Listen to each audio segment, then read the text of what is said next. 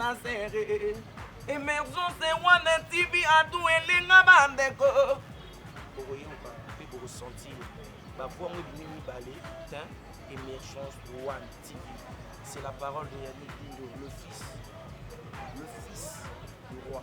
Puis abonnez-vous massivement. Chaîne en ligne. Émergence One TV. Tous les Gaulois, tous les gladiateurs, vous s'abonnez massivement à Émergence TV One. Et pas un mido. Ma solo ya papa Hervé. Tous les ma solo politiques, ma solo ya Bible, ma solo ya ezo sangisa ba Congolais nyoso. Le général Audrey, joueur à la table, prend ça avant dans la banté, vous s'abonnez massivement à Émergence One TV, meilleure chaîne YouTube.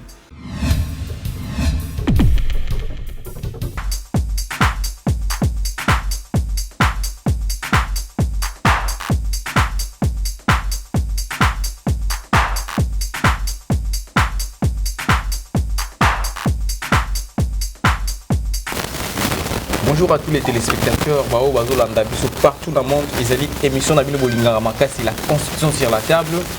Les lots, tous alliés Kolobela, Masolo et Mboka Nabiso Congo. Les coordonnateurs nationaux, il y a RDT, on a Béni na Combo, il y a Papa Gustave, Tiala Zuminderi, Azali président national, il y a parti politique ou Abéni IDEDES, il est encore coordonnateur national, il y a structure et il y a notable au Congo. L'autre peut-être si j'ai mis ça tout, le dossier, il y a RDT autour de la fois passée, tout le monde, des tracteurs pour créer parti politique, il y a réaction à coordonnateur, sous mémorandum, il y a notable, il y a Congo, il y a Congo, qui dit ça qui n'a pas chef de l'État, quels sont les atouts, il y a province Ouana, et puis nous allons à ce qui concerne les consultations, le Premier ministre a initié à niveau de l'Assemblée nationale. Nazali ko présenté notre invité d'honneur aujourd'hui, le président national de l'IDLS, M. Gustave Tiala Zuminderi. Coordonnateur, bonjour. Bonjour, monsieur le journaliste. Soyez les bienvenus à notre plateau. Merci de m'avoir accordé cette opportunité de passer devant votre chaîne de télévision. Soyons un peu bilingues, aujourd'hui notre émission est un peu bilingue. Mais c'est les coordonnateurs. Nous avons vu sur les médias, les photos circulent sur la toile. Vous êtes coordonnateur de notables de Congo.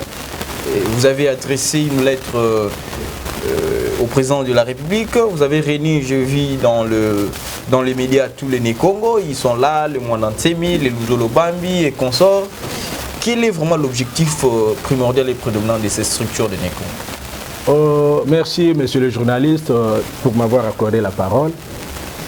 La structure qu'on appelle le Forum des leaders Congo, et la structure et salami na ba leader Congo, pour na bolamu ya peuple Congo, pour na molamu ya ba Congo bazali na espace Congo, espace Congo ezali ba Congo Kinshasa na une partie de Bandundu autobenga Kwango, mais principalement awa na kati ya structure ba bengi forum de leaders Congo ezali principalement animé na ba leader Congo ya Congo central na Kinshasa.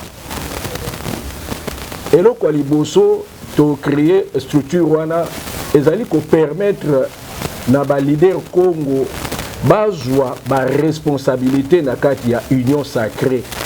Pour na kati ya union sacrée so bazwi ba responsabilité ba kotonga Congo central o toza koloba na mikolo na théorie na biso to koloba slogan na biso ezali consommons Congo ozolanda pour na biso consommons Congo, c'est-à-dire donc valoriser la culture Congo. Pour na biso to moni d'abord parce que j'ai lu votre mémo et quelque part vous avez souligné de la culture Congo. Est-ce que vous pouvez expliciter un peu aux téléspectateurs qui nous suivent quel a été l'estime de cet énoncé? Au moni tant que tozoloba culture Congo et le kwaliboso tozoloba to privilégier langue na biso walobi ki Congo. Ozomona Mobutu a imposé qui est lingala na ville à Kinshasa. Kinshasa ba koloba lingala te. espace oyo bana ba beta football na awawa na ba livulu bana ba beta football na Kikongo po omoni prone ni commune ba bengi neti ya Njili ya Kimbanseki ya Nsele ya Lemba ya Bamonga Fula Banintu Banga Banyosto ezalaki na province ya Congo central pe ba commune wana ezali ko futa ba taxe na ngona Congo central mais tomoni que na niveau ya l'état na biso ba dirigeant na biso bazali ko joa ba espace ya Léopoldville otobenga Congo central ba ko komisango ville de Kinshasa mais bato na batombo na bango ba bâtiment na bango ba cimetière na bango bandako na bango ba espace de chasse na bango espace de culture na bango ezali sous-souté. Qu'est-ce qu'il faut faire pour redorer cette culture? Alors voilà pourquoi biso ba Congo o ba lo ba ne Congo toujours au Senga d'abord dans l'état congolais a privilégié protection ya ba langue ya ba peuple et protection ya liboso to ali ko Senga et ali protection ya langue Congo ozola pour biso na Kikongo tolobaka Kikongo l'été ezali langue Congo pour biso ba Congo toza na trilogie misato toza na peuple moko toza na fleuve moko toza na pays moko donc c'est ça le Congo. Ensuite le Congo bazali na trois structures na bango tout le monde a trois personnalités clés na bango ezali Kimpanvita toza na Kimbangu toza na Kasavubu. Ce sont ces trois personnes qui ont battu ce qu'on appelle Oyokaka nation congolaise. C'est grâce à maman Kimpanvita qui s'est sacrifié pour faire partir les Portugais. Et il a été relayé la maman Kimpanvita au Babenge Dona Béatrice dans la lutte naïe et ça qui hérité de Simon Kimbangu, les grands prophètes, les grands prophètes à travers le monde. Il a prophétisé le départ du Belge. Il a attaqué la colonisation. Il a demandé aux Belges de quitter le Congo. Accueilli Kokufa Nakatanga après 30 ans de prison.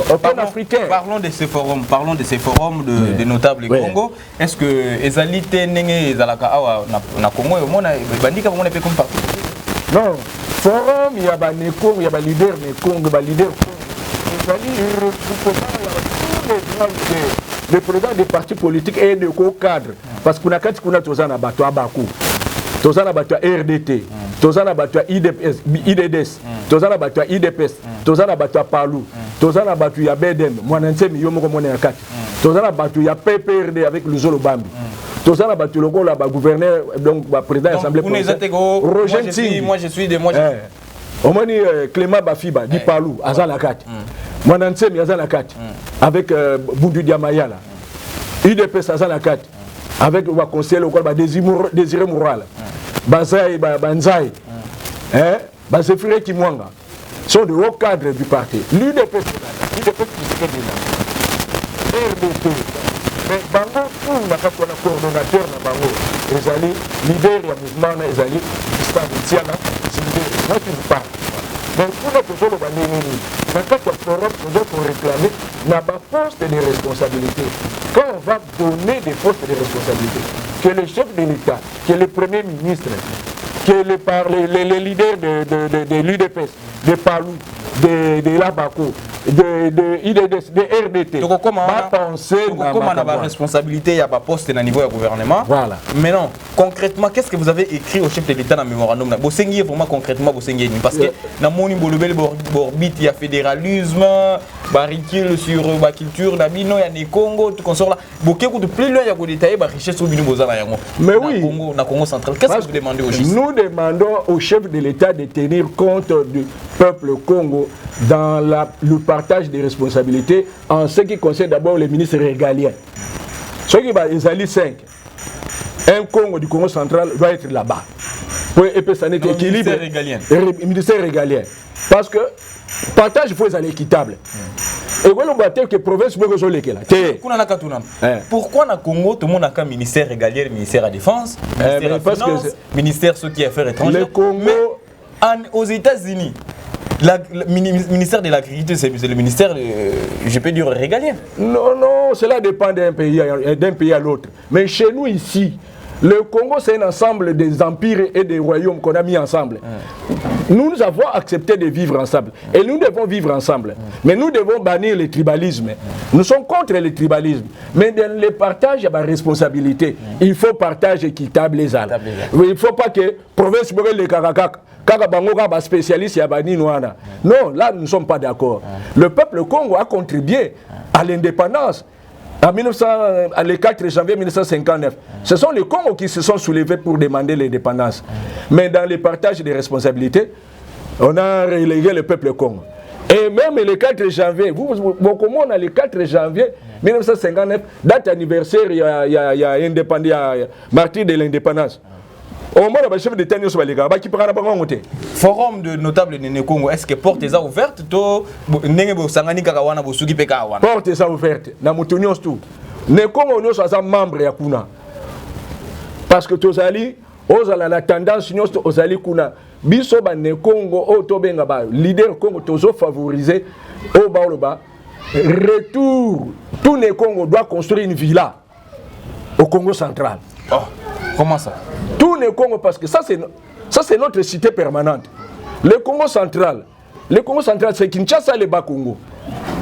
Et principalement, biso tout au outil espace au Baobengawana, Congo central. Donc c'est une cité permanente. Origine de biso yangoana. Mais ce que le nom là-bas Congo, il y a 5 étages à la raté. Il y a 10 étages à la raté. Il y a la raté. C'est pas normal. Et pourtant, l'entreprise de l'Europe là-bas, Inga. Batu basa kuna bazozo ba salaire normalement batu faut batonga bandako kuna batu l'entreprise locale ba R20 batu faut batonga bandako kuna ba société pétrolière mbongo wana kenaka wapi batu elingo lo bate batu ba kozwaka mbongo na province ya Congo central pour que le tonga na ba province da bango.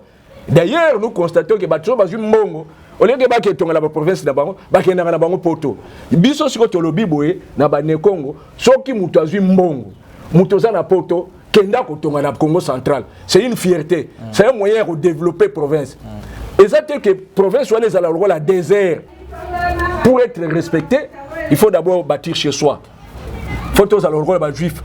Les juifs, on est à travers le monde, Israël. Bisopé Tozo, comme ça, le rôle des juifs. Au moins, on a un peu cet exemple. L'église Kimbangi, c'est sur les juifs à travers le monde. Et ils ont un kamba. Mais il faut féliciter les kimbangistes. Tout à fait. Et va regarder Nkamba. C'est une belle construction. C'est ça les hommes. Il ne faut pas voir des animaux. Ce sont des animaux qui se comportent comme ça, qui n'ont pas de village, qui n'ont pas de... Mais non, nous sommes des hommes. Tout leader Congo, quand on a pouvoir, il faut aïeba. Quand on a province, pour améliorer l'espace, intellectuel, professeur, Kende kopé sa cour na Congo central, développer Mayele. Osa opérateur économique, tonga ba cité moderne. Tolobi boy. Citoyen Congo, peuple Congo, travaillons la main dans la main, transformons nos villages à des cités modernes. C'est ça notre credo. Et ça c'est que on t'aime la rapam pour na Kinshasa ba mon grand moutoua. Rien. Autant on a Kinshasa ba mon grand moutoua. Papa Gustave, to beta un peu masolo ya RDT RDT yo zali coordonnateur national ya RDT zali plateforme au regroupement politique au sala qui a fait élection. Où les qui composé na parti IDDS les Verts ceux qui na parti sous Égide tout le monde qui une forme bala moko Sylvain Moutouma comment qui coordonnateur national yo moko affirma kana plateau na biso la fois parce que yo Moutouma précisément les lots selon les informations à notre position mais c'est Sylvain Moutouma a créé parti politique naïe RPP réactionnant. Ah mais papa so lié bilo gambo faut za na mbango. So les biloko amboa faut za na mbango. So côté na lupango wa bato. Oyibi eloko wa bato. Isala kanini. So bakangyo ba boto lo borango. Ngana yoki yo lobi yango. Bon, ngana yebi ke maître Sylvain za membre IDPS. Yo information pesi wana za information na yo. Mais ngana yebi ke maître Sylvain zali membre ya IDPS, ali membre ya convention démocratique. Asa expert kuna. Bon. Yé ba pesa qui est quota o ba benga CDP na IDPS. CDP. Voilà. Ya za membre ya kuna. nayebi ke à un moment donné pe akene comme président ya force du progrès na ba tunaye wana ba petit à force du progrès non il a comme président kuna mais na o comprendre na o ba susu dans ça zo bina na comprendre te mais nayebi ke ça membre IDP atiki RDT mais yo to peut subir information RDT zali parti politique te zali regroupement ya za ni fondateur ya RDT aza ni membre ya parti politique mo ya RDT siko lokola a créé parti na ye caché bato ba pesa kango ba o ba pesa ka ye poa wana ba pesa lisusu te bo biso to yebi ke kota ba pesa ki ye ina cadre RDT azwa batu ya RDT azwa ba membre ya IDDS azwa ba membre pe vert na kati ya cabinet na ye mais ya bengisi bande kune na mboka azwi bande kune na mboka ba utili bumbashi ba ye awa nakutani na cadre na biso mo muchaila ya Katanga o mususu abengi beno tema abi no biso to yawa to sepeli tema kambu coordonnateur zo sala ministre wa sala ayeka kawa azwi batu na côté ya nini entre guillemets wana bango dire na bango mais le corps peut biso information que accueilli il faut te souhaiter bonne chance. Il faut souhaiter bonne chance. C'est l'émission moi et tête de lié d'abord il y a RDT na minute autre parce que toujours quand entamé troisième sujet au ezali sujet à consultation on doit éviter ce que RDT peut azali déjà consulté qu'on a niveau il y a premier ministre to le belango mais ça besoin moi et tête de lié depuis oyoki moi depuis oyoki information parce que je vous confirme à ça les partis politiques naïe biso to le belaka ba fait to le belaka ba mirmirté à ça les politique parti politique naïe RPP depuis ozu information wana au conseil la biso moi est-ce que vous pensez que Minito est vraiment RDT et zongi na kata maboko na normalement RDT zalaka na maboko na biso RDT zalaka na maboko na biso mais ba erreur esalamaki batu musuba kenai ko ponaye à représenter l'intérêt RDT. On a vu que Maître Silva est candidat député national dans la liste il y a IDPS dans Lukunga. Ah bon? Mais oui. Kuna a quitté. Chikoyo, biso tosolo bake, il y a un membre il y a IDPS. Alors bien à sali réforme il y a RDT. Na à sali mise en place à Sika. Batina qui est na chef de l'État. À quoi ça va être ministère intérieur bon. Toloba yango régulièrement. Les lots le bino confirmer que à longwe na RDT a sali parti na ye. Bravo, félicitations. Mais RDT ezali membre ya obabengi regroupement ba obenga cash. RDT azali na kati ya cash. Et les lots to komi cash na FCC lokola to lingaki yango te. Tolobaki ko travailler na bato cash te, na bato FCC te. FCC to chango pembeni. Siko to komi na union sacrée. Automatiquement RDT azali membre ya union sacrée. Exactement makambo ya calcul mususu. Na ba répartition ya ba poste na niveau ya premier ministre na chef de l'État. Les deux personnalités, le chef de l'État et le premier ministre sont censés tenir compte des intérêts de RDT. RDT a participé à la victoire du chef de l'État à Zalarana Kota Naye. Vous avez vu que le ministre est délégué à la défense. Mais Mbaloyo, on a une Gustave Nsiala Ziminderi en tant que coordonnateur national RDT, côté RDT Ezali. Parce que UDPS na RDT, les militaires qui sont ensemble pour la victoire du chef de l'État. Et comme tu as une union sacrée, côté ya RDT wiko zangate. RDT ezali parmi ba parti oyo ba créer union sacrée. Pour anticiper si je wana te, toi tamé mala moko si je wana parce que na linga ga na zo réaction na yo na ndenge makambo ezali kotama na RDT domoni a créé parti politique na réaction na yo to ki yango abi muto ayibaki biloko ya bato na lupango soki ozal eza biloko na yo te donc ozalaka mal à l'aise au kimaka fait de faire. Tout ça troisième sujet na biso ezali ba consultation oyo premier ministre azali ko sala. Tout le monde a joué en babatunion, ça a mis bata FEC, a mis bata société civile, au nom de la représentativité nationale, tout comme ça. Est-ce que RDT, Zalagi aussi, les a invités? Dans le baki, union sacrée, je sais pas tous les cas, il y a cash. Ce qui a mis bata cash, a mis bata RDT. Mais na mona yambi coordonnateur à cash, a yambi bata INC, a yambi bata IDPS, et allié. Dans le bien. INC c'est ça na carte à cash. IDP c'est ça na carte à cash. RDT Zanakata Cash. Chef de l'État Zali, président d'honneur il y a RDT. Aouel Lanine. Automatiquement, tout ça déjà, Nakati. Parce que notre président d'honneur, c'est le président de l'Union sacrée. Notre président d'honneur, c'est le président du Cash. C'est l'autorité suprême. Il coiffe l'INC, et l'UDPS et le RDT. Alors, Premier ministre a des critères, à lobby probité morale, intégrité, compétence. Au Bandiboni, oui, on a beaucoup de critères rebelles, mais les résultats pèsent à la terre. Trop de discours.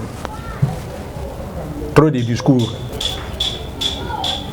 Moi, je ne connais pas office Moko et le Bakao, critères moraux. Moi, je suis élément ni testeur ni nos amis pour monake mutuaza na probité moralité soit ça ndot hôtel là on l'élément soit ça ce qui fait concrètement qu'est-ce que vous proposez au premier ministre parce que to moni c'est le ban murmure na biso to yoki oyebi na mboka oyo to utoza na gouvernement moko très budgétivore bazali kolia plus de 80% ya budget national ya mboka. Ce n'est pas le nombre qui compte. Le peuple d'abord, qu'est-ce qui compte? Ce n'est pas le nombre, qu'est-ce qui compte? Parce que nous savons bien que non, l'administration du Congo, bien les gouvernements, bien les institutions de la République bouffent beaucoup d'argent au lieu et place où il y avait intérêt à peuple congolais.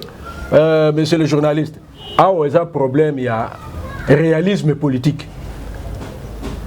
Ceux qui ont pris sur ma responsabilité, assumer ma responsabilité.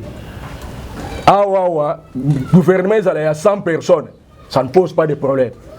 C'est un problème de gestion et de transparence. Et cette question est de gestion et de transparence. Le Premier ministre, il faut tenir compte de la force politique en présence. Un point très. Ce sont les politiques qui font la politique. Mais pendant les gens qui ont géré le pays pendant 18 ans, batu babomi batu bayibi mbongo batu basali ba détournement ba crimes économiques ti lelo ba sanctionner bango te bavandi na politique ba makambo ya maluku ba bazalaki kuna banani ba juge bazalaki ba kimi ba msu ba kena poto ba acteur politique ko tolangi na bango o ba boma ba silu ba intérêt silu ba ko ba simana ba ko ba simana na lufu na auto mo no tetrio batongaki bâtiment intelligent. Il y a un gouvernement pas exagéré. Selon le coordonnateur, selon Bino, au nombre de gouvernements, vous allez à combien? Et qu'est-ce qu'il faut pour que nous... Ce n'est pas les nombres pour nous, ce n'est pas les nombres. Qu'est-ce qui compte? Le problème, c'est le sérieux politique. Nous devons prendre le pouvoir pour amener la transparence dans la gestion. Bissona IDDS Tolobaka, gérer le Congo autrement. Il faut éviter de gérer le Congo comme à l'époque du Mobutisme, comme à l'époque des kabylistes.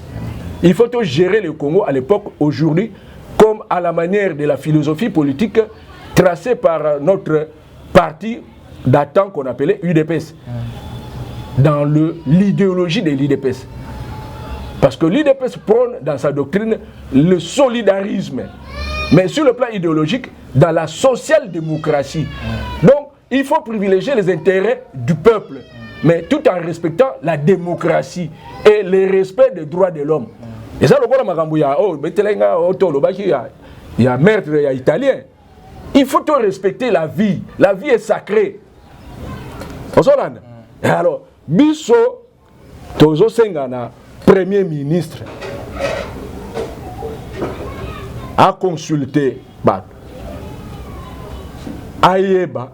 Yemoko azaki na misu ya komona o l'église balobaka o azana misu ya komona amona o azana bato ya koyoka ayoka après attirer conclusion ezana bato basala mabe na église balobaki na biso dernièrement na carême balobi nini et il faut premièrement muto reconnaître que na salaki mabe yemoko faut lobaki na salaki mabe babengi contrition 2 à reconnaître, à avouer devant Batou, na salaki mabe.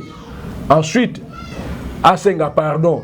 Et peuple a l'imbisaye. Justice paye l'imbisaye. Ce que salaki yo na place, il y a Jean Michel Sama Nkonde.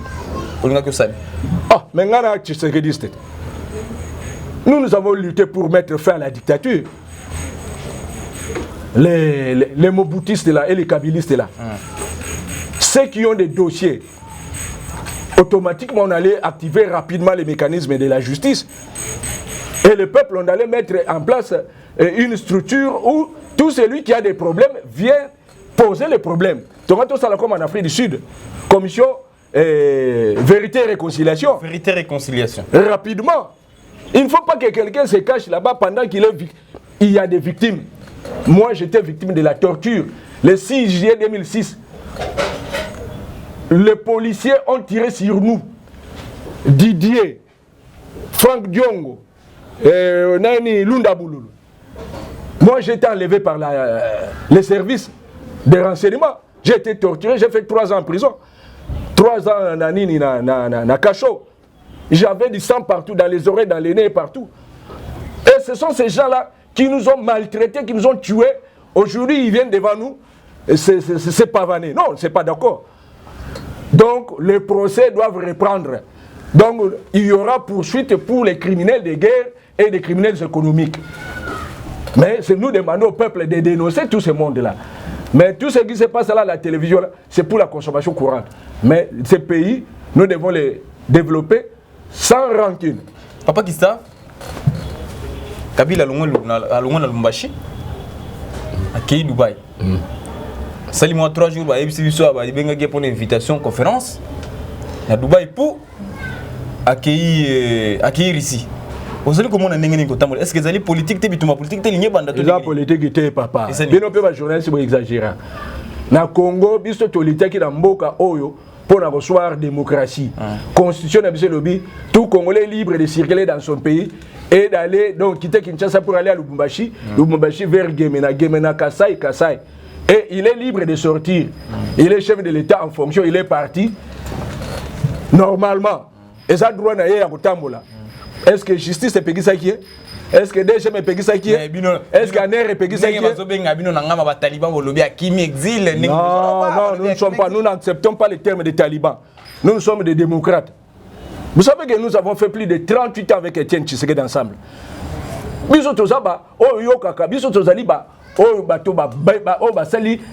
Protection, la guerre, le combat contre la dictature de Mobutu et de Kabila. C'est nous autres. Papa Gustave, Kabila est parti là-bas, il est libre de partir. Papa Gustave, il y a RDT, il y a IDDS, Forum des notables de Nekong, il y a Émergence One TV. Message ni aux opérations parce que le gouvernement est makalamingiti. Message ni aux opérations parce que peut-être tu seras aussi ministre, je sais bien. Oui, message à Liboso Tosenga na peuple congolais na ba Nekongo nyon surtout. Gouvernement zokota faut tromper sa bango confiance. Mais toyebaka ke mboka oyo eza déjà na libulu Mobutu atika on na libulu pendant 32 ans. Ba pillage côté nintu. Makama Mobutu eleki. Shikoyo tokota kine cap ya Kabila. Kabila patiki mboka na ndenge moko ya malamu te. Yepe aleki. Donc discours ya Kabila na ya Mobutu esili tobeta lisusu yango te. Biso siko nde toza na commande. Biso faut s'organiser totonga mboka oyo. Donc résultat en 2023 biso nde tokopesa ba résultat. Ba ko juger nde biso. To se mettre ensemble, nous travaillons la main dans la main, to transformer mboka oyo, to mema développement. Mais ba résultat, il faut boyer ba yango et que ça en fonction du travail. Balobi, un homme se mesure devant les obstacles. Awawa, le travail anoblit l'homme.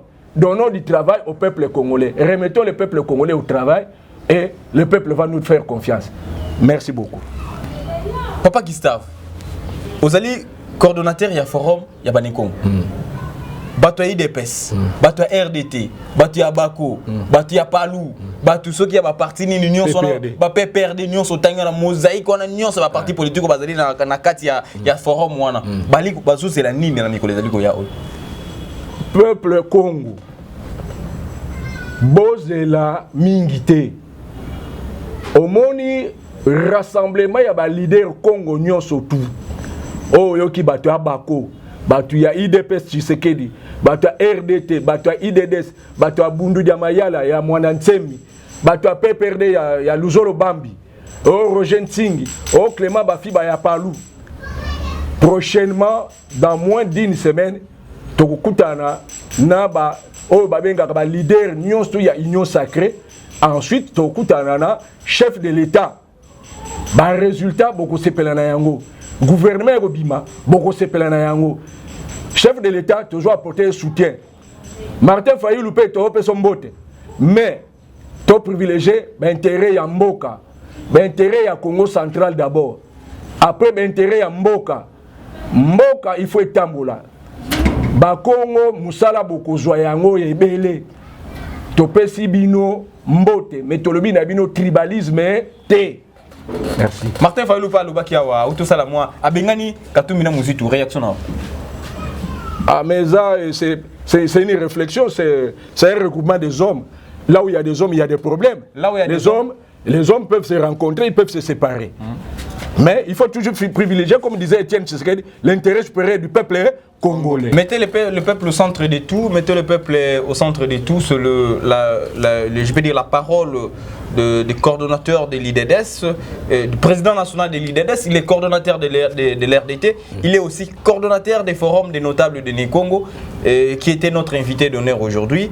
Nous sommes arrivés presque à la fin de notre émission. Veuillez vous abonner massivement sur notre chaîne Emergence One TV, partout où vous nous suivez dans le monde. Je remercie d'abord toute l'équipe technique qui m'a permis de réaliser cette émission. En l'occurrence, Kapa au niveau des caméras, Picassé au niveau de la réalisation et les coordonnateurs Mido au niveau des montages. Donc je remercie toute l'équipe de l'Emergence One TV. Allez vous abonner massivement. Je n'oublie pas à saluer d'abord le président Lombaka Malika Monamabele depuis Canada, là où vous êtes. Je vous salue. Le Faucon, le néo-tiséguélisme, le Mbongwana que nous attendons d'ici le 3 septembre. Je vous salue tout le monde qui aimait beaucoup l'Emergence One TV. À la prochaine occasion. Bye bye.